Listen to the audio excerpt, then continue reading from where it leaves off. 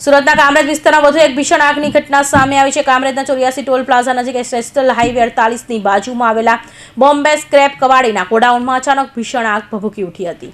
કામરેજ વિસ્તારમાં આવેલા બોમ્બે સ્ક્રેપ કબાડીનો ગોડાઉનમાં આગ લાગ્યાની જાણ થતાં જ કામરેજ પોલીસ તેમજ ફાયર વિભાગ, ERC, PAPL અને સુમિલોન કંપનીની ફાયર ફાઇટર ગાડીઓ તાત્કાલિક ઘટના સ્થળે પહોંચી ગઈ હતી।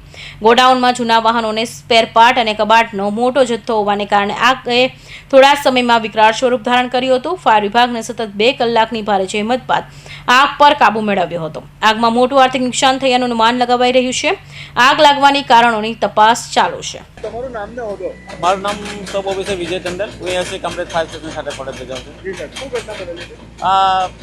કામરેજ 84 ટોલ નાકાની બાજુમાં પર્લ હોટલની સામે જે સ્ક્રેપનું ગોડાઉન હતું ગાડીનું, તેની અંદર આગ લાગેલી હતી। કેટલી ગાડીઓ બળી ગઈ છે, શું નુકસાન થયું? ગાડીનો બળવાનો આંકડો ચોક્કસ હજુ કહી નહીં શકાય। હાલ કુલિંગની પ્રક્રિયા ચાલે છે। કયા કયા ફાયર પહોંચ્યા છે? ઘટના સ્થળ પર 5 ગાડી ઘટના સ્થળ પર હાજર હતી। એક સુમિલોન કામરેજની 2 ગાડી અને PAPL। કેટલા કલાક લાગ્યા આગ કાબુ કરવા? આગ કાબુ કરવામાં અમારા 2 કલાક થવા આવ્યા છે।